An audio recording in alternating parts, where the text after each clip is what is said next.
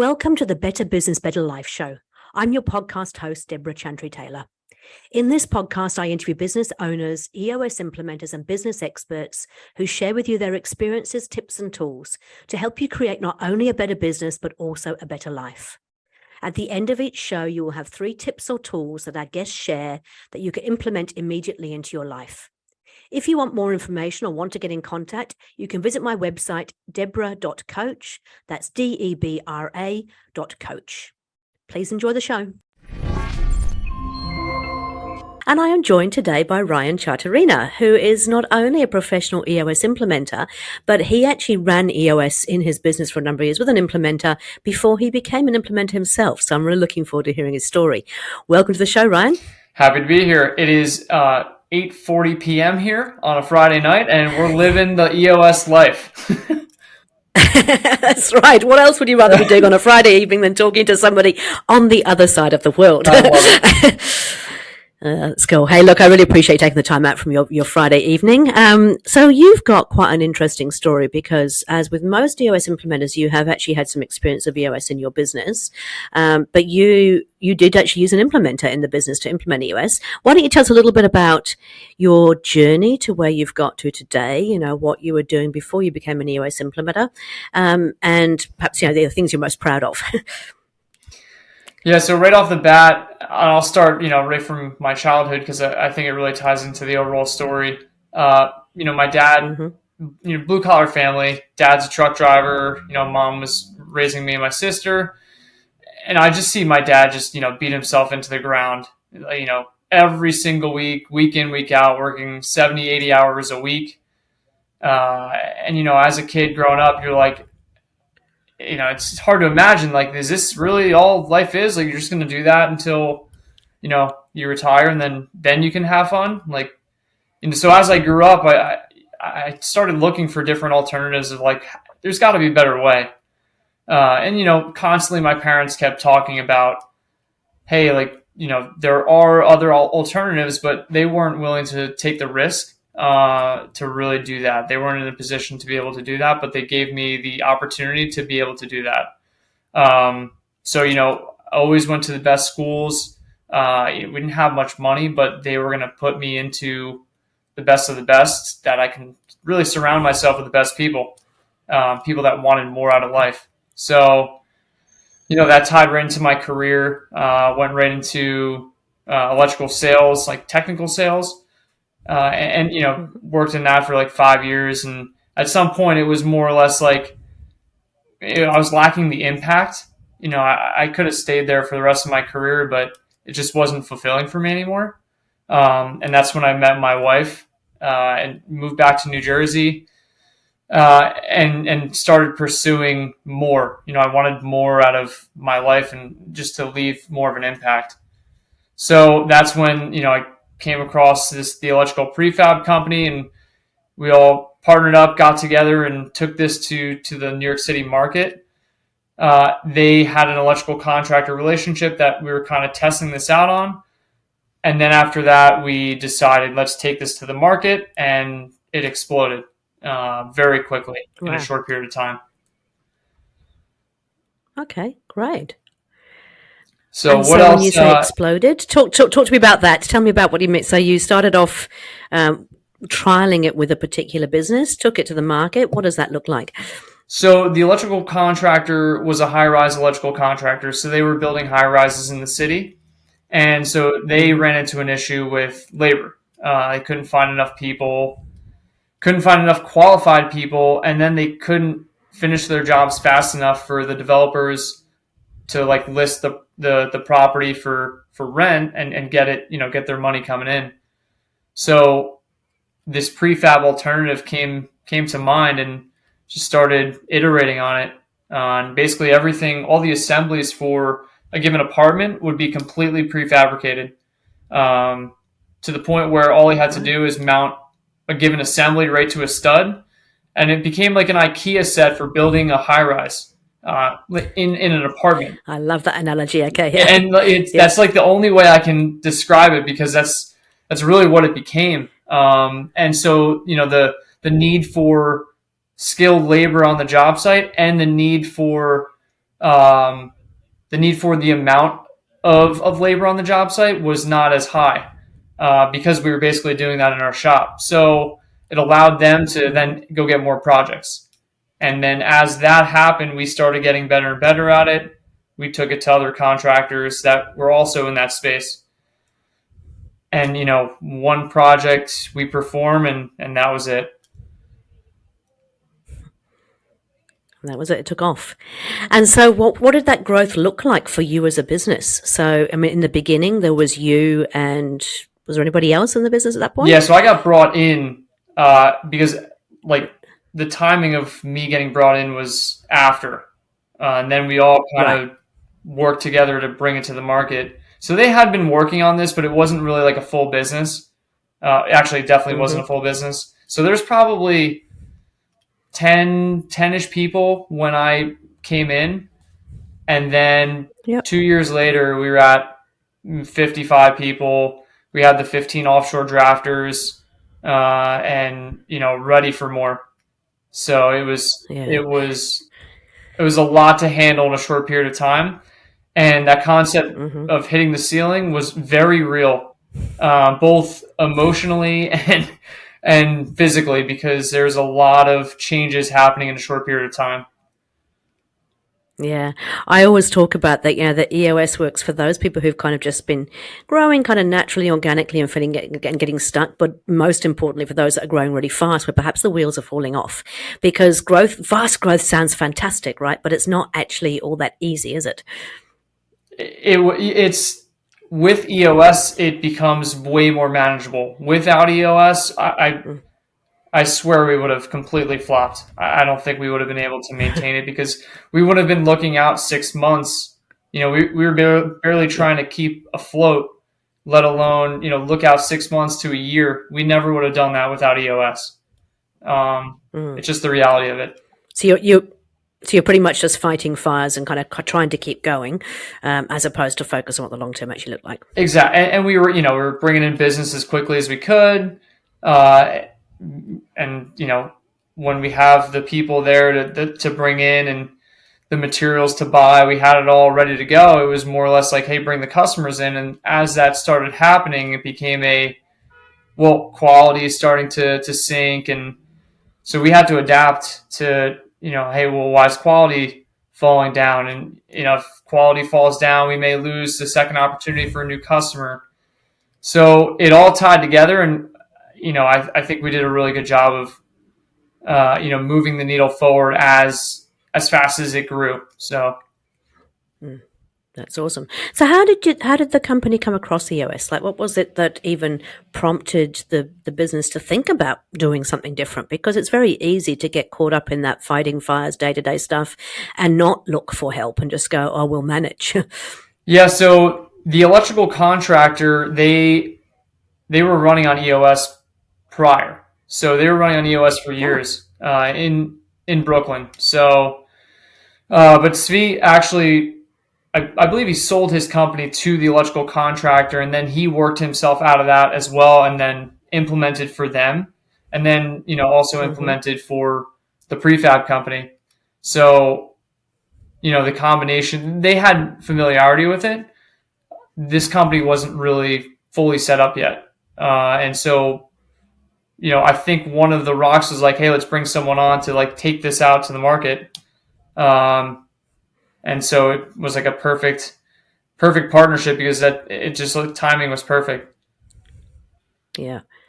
Excellent. And so, in terms of some of the challenges that you were facing, can you share some of those with us and tell us how EOS actually helped you with those challenges in the business? The most specific challenge, that I can think of is just thinking bigger. One of the moments, the most pivotal moments that allowed us to get to that growth was the offshore drafting company. So right off the bat, basically we're designing these shop drawings for the people on the job site for them to read and say, hey, all right, well, this is how we install this, and this is where we put this, this, and this. Now, in order for us to do that, we need people to draft those drawings. So we originally tried to hire an engineer, on site. it's funny, you laugh because it's almost impossible to find someone in New Jersey where we were at an affordable rate.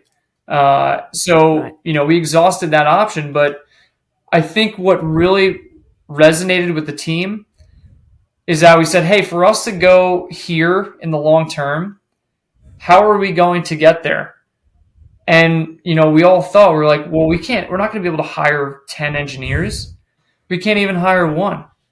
So that immediately was like a mindset shift where in order to get to that goal, we have to do things way differently. And I think it kind of ties into the Ben Hardy book of 10X is easier than 2X because we didn't have that option. When we were going there, there's only like 2 or 3 paths to take. And, even the drafting company had a hard time keeping up with us. I mean, we brought on 15 of them within like a year and a half. I mean, it was, and, they had to go find the people and they had to go train all those people. But that was off our backs, which was huge for us. We got to focus more on the product side, and then just managing and measuring them to make sure that they were doing, what we needed, what we expected of them. Mm. I think it's absolutely true. I love the Ben Hardy and Dan Sullivan book, but I'm British, so I've actually changed it from 10x to 10 times. It's like 10 times your thinking, and I think that's what EOS does. Is it makes you think very, very differently. So rather than being stuck in the weeds and fighting the fires and just working out how you go from day to day, you are very, very focused on that 10-year target and what it looks like, and that actually that can't be spreadsheeted, right? It's not something you can kind of go, oh yes, we can get there by organic growth. You have to completely change the way that you think in the business. And so therefore you're still working on the day-to-day stuff in terms of measuring the data. Everybody's got their measurables. We're running our level 10 meetings, but you're doing it with that end goal in mind of, okay, this is where we're headed. How are we going to get there? And, you're right. We could have, organically grown and we would have struggled probably just as much. The struggle would have been the same. The time that we spent would have been the same, but the result would have been wildly different because we wouldn't have gotten to where we were without thinking bigger and bigger. So that is a prime example of EOS just forcing you to not only EOS but also someone who's a third party to your business. That is so huge. So that they, when you're in it, you don't realize what the things that come out of your mouth where you're like, oh, good point. And just simple little things where we all lie to ourselves about, how we're doing when, having that third party so that you can say, hey, that's not actually what is true. Is that a fact? And, that was huge for us, especially me. Yeah, I think you're absolutely right. I know that I have recently discovered that even though I'm an EOS implementer myself, I'm actually having another EOS implementer help me with my business because it's really difficult when you're working in it. It's very, very easy to kind of con yourself and tell you that everything's okay. So an external party, I think, actually helps you have those difficult conversations, challenges you to think a wee bit differently. And we don't tell people what to do as an implementer, but we're asking those questions that will actually make them go, oh yes, okay, maybe that's not quite the truth, or it's not quite what I should be looking at. So yeah, it's an important factor. So do you think there was a favorite tool in EOS in that business? Because I'm going to talk to you in a moment about the companies you're working with now, but in terms of that, when you're working in that business, was there a favorite tool that in EOS that you went, that just literally changed everything for us? I mean, if it wasn't the meeting pulse, it was the accountability chart for me. I mean, especially when it gets to, mid-manager level and understanding who's really accountable for what and trying to elevate the leadership team to focus on the bigger picture and having the ability to delegate things down. I think they're all so good. The scorecard, they're all really good. But I would say for us, we constantly revisited the accountability chart, and the meeting pulse is really what kept us on track to make sure that every single week, we were talking about the things that need to get talked about that week. So let's just talk a little bit about the accountability charts, because those who've not heard of EOS, and particularly in this side of the world, there's not a huge awareness of it. So the accountability chart is a unique kind of EOS tool that talks about, rather than organizational, you normally get, what are they called? A structure chart where you've got, the title and the person who holds that thing. The accountability chart really takes you back to thinking about what are the main functions in your business and what do you need in each of those functions from an accountability perspective. And it talks to structure first, people second. So, but you just made a really interesting point. It's like it actually allows the leadership team to be very, very focused on taking the business forward, with the management team actually executing on that. So tell us a little bit about your experience, because you would have been introduced to the accountability chart. At that point, what did your structure look like, and did it change after you went through that exercise? I mean, right off the bat, we really only had a leadership team to start, and a few people building parts and assemblies, so it wasn't too much. And then as it progressed, I think in 2 years, we added from 10 to like 55 people in house, plus the 15 drafters. If we weren't constantly looking at the accountability chart, a lot of people would just show up and not know what their job was, or not have any clue who's taking what.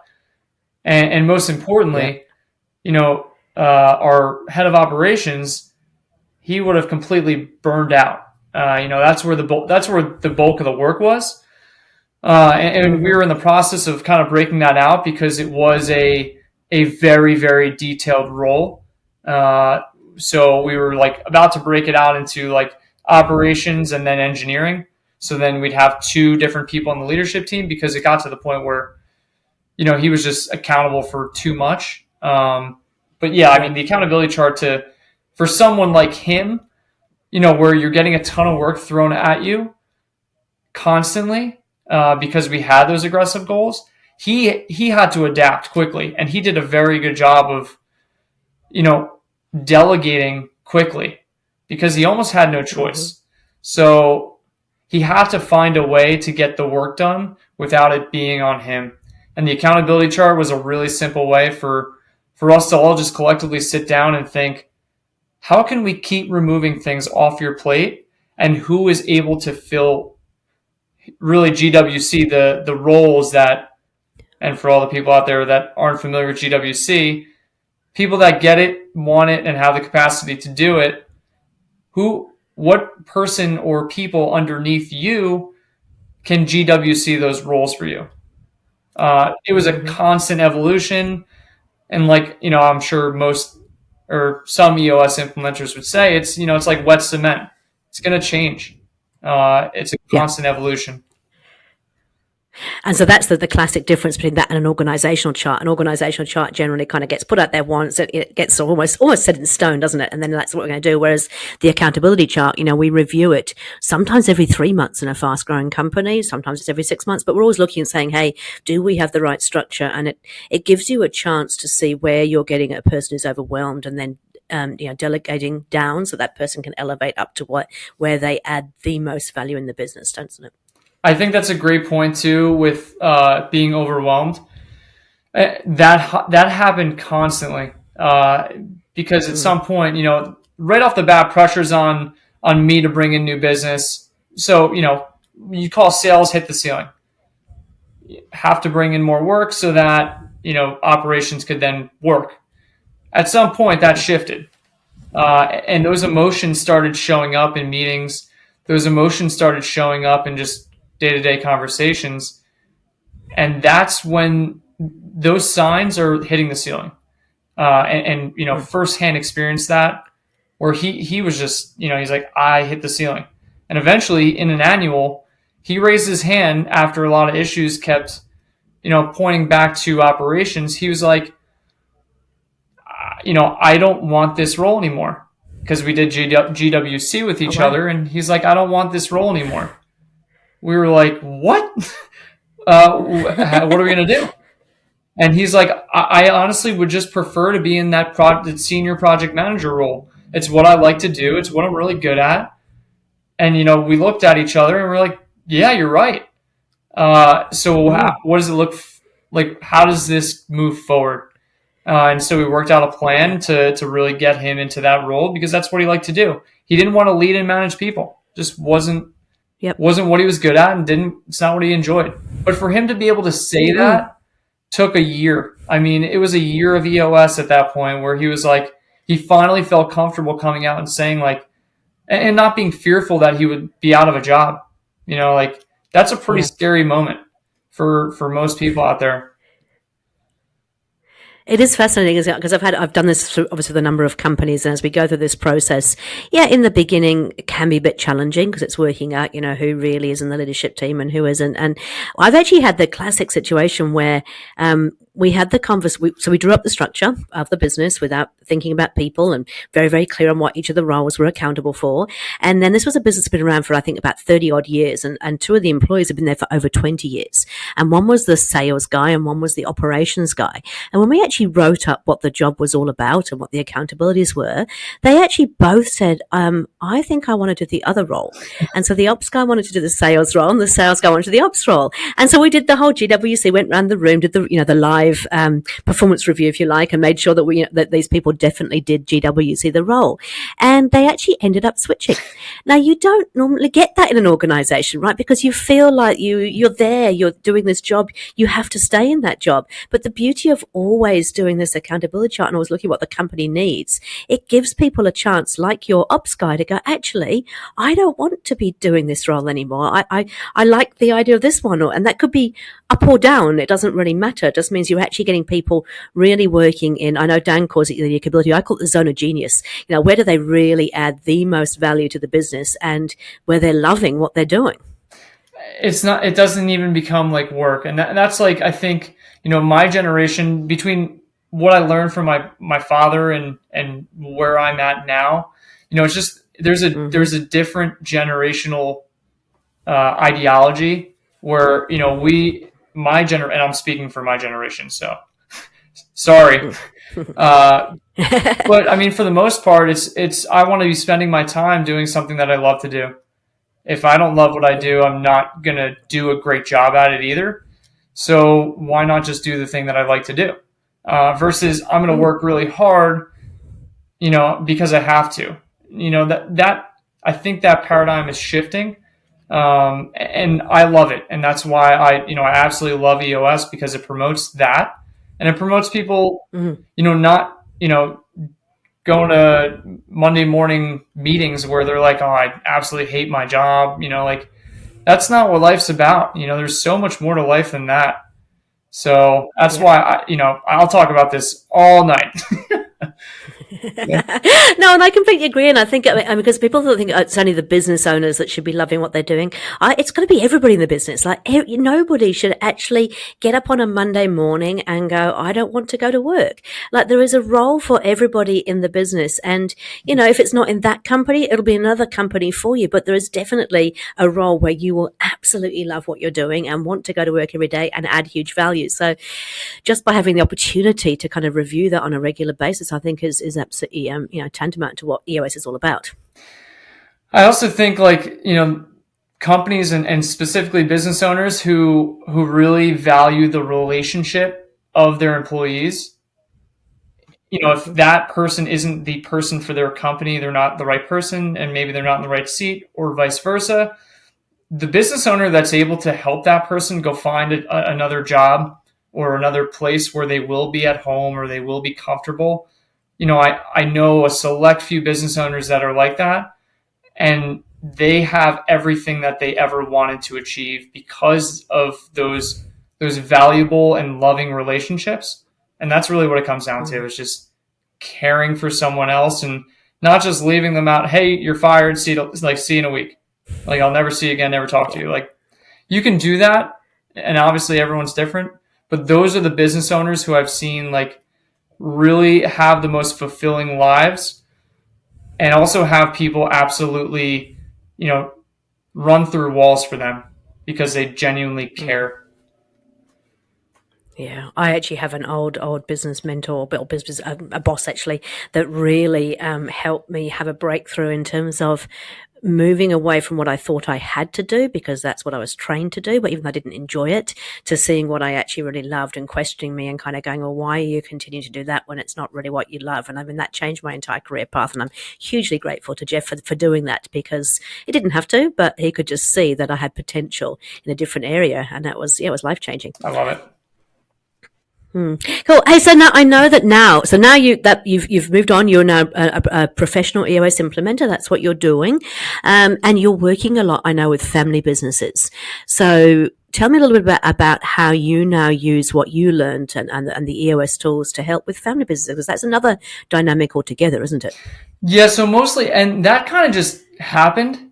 A lot of my age group, or you're in networking groups, or you come across people, and I just start talking to people, and sure enough, it's just, oh yeah, I'm in a family business, or I'm in a family, like it just kept happening. And I was like, huh. But also on the blue collar side, because that's also what I came from. But both are, I mean, everything's difficult. It's a matter of at least just being open and honest, asking the right questions. No sacred cows. We are all people in the business, and no one's bigger than that. So it's been very fun, just working through these situations, because family's family, but then also business is business. So it's like mixing the two is, I'd love to hear your perspective on that as well, because it's, it comes with its challenges, but at the same time, you're working with the people that you love. They're your family. So, yeah. I've actually been really interesting. I've been working with a client. They've got about 70 employees, which is a reasonable size for a New Zealand business, because our small businesses are much smaller, and so 70 is a reasonable size. And before they came across EOS, they were both working in the business together, and they were always at each other's throats, because it turns out one of them was a visionary, one was an integrator, but they didn't have the labels, the box, the kind of the understanding of what that was. And so it was getting really personal. So as a husband and wife team, that their business stuff was actually overflowing into their personal family life, because they were getting frustrated with each other and the way that they worked together. And so when we started working with the EOS in the company, and we suddenly kind of, did the accountability chart and said, hey, there's this role called the visionary, and we described a typical visionary, the bright shiny object syndrome, build the plane as you jump off the cliff and hope that it's going to all work out. And then we described the integrator being the person who wants to go, now before we take off and fly, we want to make sure the planes are ready to go and they're detail focused. And it was funny because it was like a light bulb went off, and it's like, suddenly it became not personal anymore. So now the wife, who was the integrator, could talk about the fact that her husband, who was the visionary, he's not Stuart being a pain in the ass. It's just Stuart being a visionary, and that's what visionaries do. And he, on the converse side, could kind of go, it's not Lisa just being her, she's always nagging me and always trying to get me to do all this. It's like, actually, Lisa's just being an integrator, and that's what she does, and that's what she's good at. And so I think that EOS in a family business can help you take away some of that personal stuff. So it becomes about the real business and what's going on in the business, so that you can enjoy the family life in a different way, because the business has got some structure around it. So that's been my experience. I'd love to hear yours. I really like the framework of the visionary integrator being, it's like a contract between the two of them on value. Because I feel like a lot of people in the business, as a visionary, you're like, without having prior to EOS, if you're a visionary, you're like, well, all these things happen because of my big ideas. And then if you're the integrator, you're like, I literally do everything here and you don't do anything. So, but they don't know that before EOS is even introduced. So having, just like you said, having that label for the visionary and having that label for the integrator, it's that, hey, we're equal in terms of value. We both need each other. And so that kind of evens the playing field. And so I've noticed that, even just talking to people about what EOS is. And, I had a story the other day where, a guy broke up with his partner in the business. And, after introducing the visionary integrator, scenario, he was like, that's exactly what we had, but we didn't have a label for it. It wasn't understood that, hey, that's the seat that you were really good at, and this is the seat that I'm really good at, but we both need we both need those seats filled. So I'm a real big fan of, that discovery, because it really just clarifies everything for, where the value is split in the organization. Mm. And I think also from a family business perspective, if you've got a multi-generational family business, not just husband and wife, but, husband and wife, and then maybe a son or a daughter. And it also, again, that accountability chart can give some structure that takes away the personal element and goes, actually, this is what the business really, really needs. In order to function for the next 6 to 12 months, these are the main functions. Is what it actually needs. And then working through that GWC, again, it takes it away from being personal. So it's not that you're the aunt or the daughter or the son, but actually, this is what the business needs. Do we have the right person to actually fill that seat? And if you're not the right person for that seat, it's okay. There'll be another seat that you may or may not be right for. So I don't know. I always find that it works beautifully well in every business, but in family business particularly, it can just really help to alleviate a lot of that emotional or personal stuff in the business. One specific challenge that I've seen right now is, family business, dad's still in the business, in the sales seat, but the son and his wife have taken over as visionary integrator.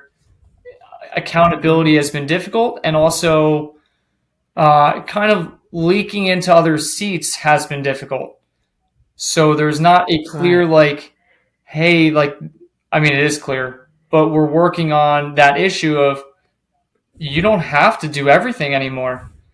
And that's, that's a very new concept for the father. So, totally understand, after you built a business for 30 plus years, it's hard to just turn it off.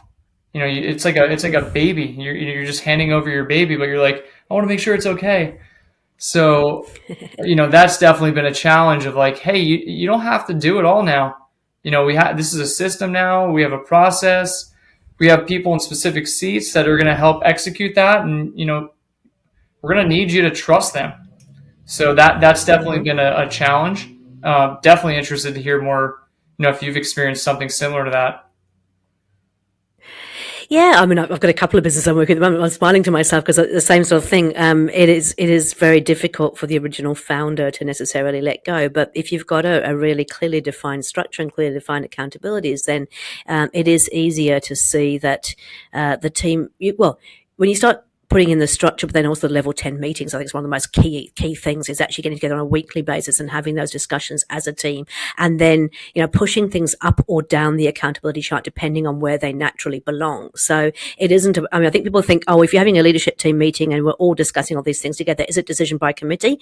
No, it's not. But it's actually, we trust you fully to get on with your accountability according to the accountability chart. But if you can't deal with that issue and you need to bring it up, we will help you, the whole leadership team.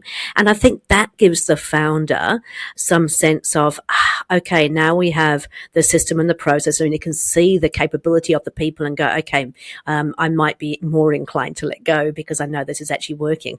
Yeah. But it still takes time, if I'm honest. It still takes time. Yeah, I think it's just great to introduce the concept, and as the team grows, and every team's different. Some teams are like, hey, right away we're done, or they'll be a little bit more patient. Totally dependent on the team. I may want it for them, but I can't want it more than they do.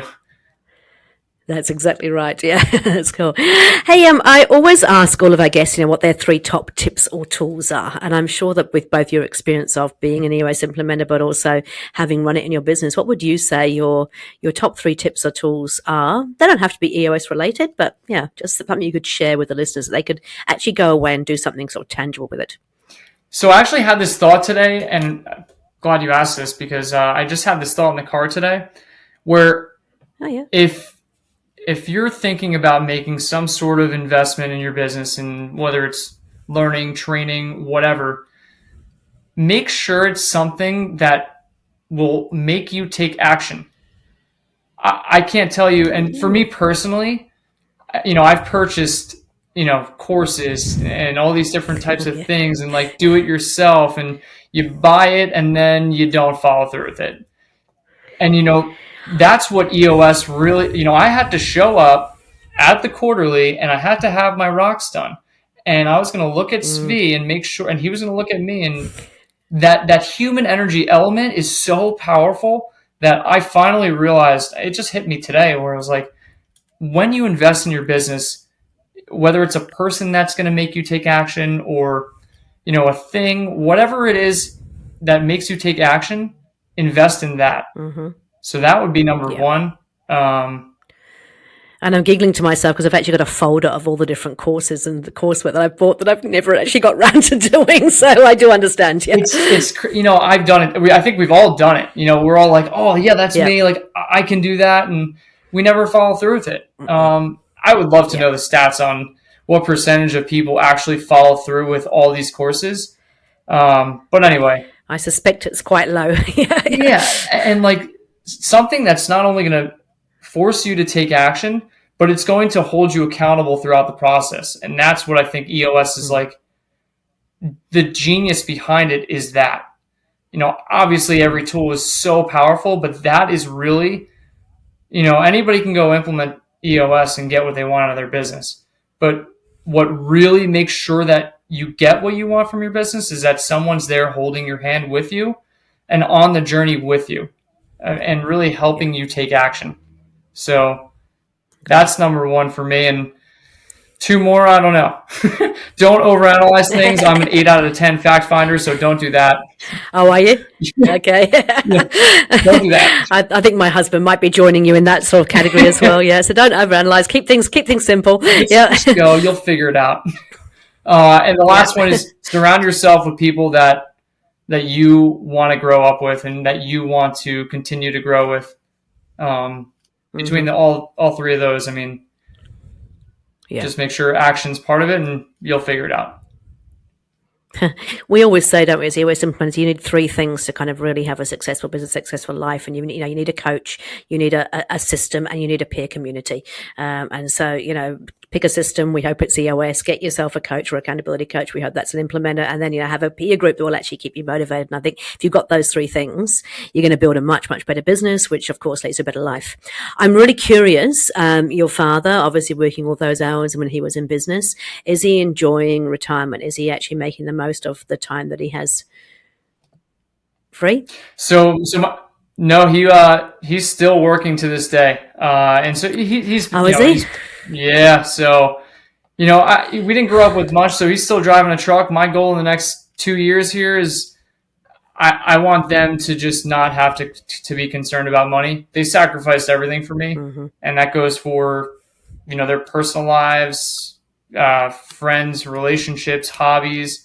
They really gave it up for me and my sister, just to make sure we had a better life. So, that really is my goal in the next 2 years, to make sure that they don't have to think about money anymore, and just enjoy the rest of their lives. Love it. Okay, great. I'm sure you'll get there.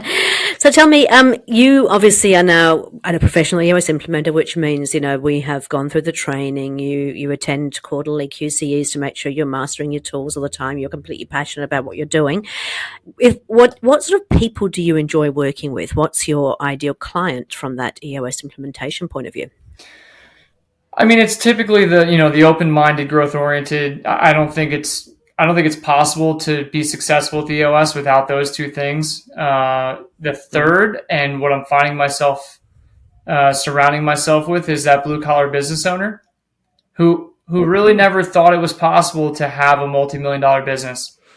They're at that verge where they're like, either I get rid of all my people and go just do high-profit work, or I lean into this and figure it out. Those are my people. There's tons of people out there who just went backwards because it was just easier, rather than having something like EOS and really a how to work with those people and grow the business. Those are 100% my people, and just breaking that mindset of, I can't do it. I love that. Yeah, and that's that whole 10x or 10 times, as I call it. I really do truly believe that EOS will get you thinking in a very, very different way. And the sooner you start the process, the better, as far as I'm concerned. 100%. Great. So, Ryan, If anybody wants to get in contact with you, what is the best way to get in contact with you? Yeah, I'm on social media, or obviously my email address, EOS website. Any of those, and more than happy to help anyone out there who's just looking for more in their lives and obviously in their business as well. Oh, thank you. We'll make sure that those details are in the bottom of the podcast notes. Ryan, thank you so much for your time, particularly on a Friday evening. Really, really appreciate you've been very generous with your sharing of your knowledge and your time. So thank you. I'm happy to be here. Happy to talk about EOS on a Friday night. I think it's time for you to go and join your wife and your family now, but thank you so much for your time, and we'll catch up again soon. Awesome. Thanks so much, Debra. Thank you. All right, bye. Thanks for listening to the podcast show, Better Business, Better Life. My name is Debra Chantry-Taylor. I'm an EOS implementer, family business advisor, business and leadership coach, podcaster, and speaker. However, I'm also a business owner with several current business interests. I'm fortunate to have lived the high life with all the lifestyle, the toys, you name it, and then I've lost it all, not only once, but twice in 2 spectacular train wrecks. I know what it's like to experience the highs and lows. I came across EOS when they launched into New Zealand using my Entrepreneurs Playground and Event Centre in Parnell, Auckland. I love the simplicity of the tools, and their philosophies fitted my personal brand statement perfectly. The brilliance is in the simplicity. I've always been passionate about seeing entrepreneurs lead a life they love, and now I help them live that EOS life. Doing what they love, with people they love, making a huge difference in the world, being compensated appropriately, and with time to pursue other passions. If you want more information or want to get in contact about using EOS in your business, you can visit my website at debra.coach. That's www.debra.coach. Thanks for listening.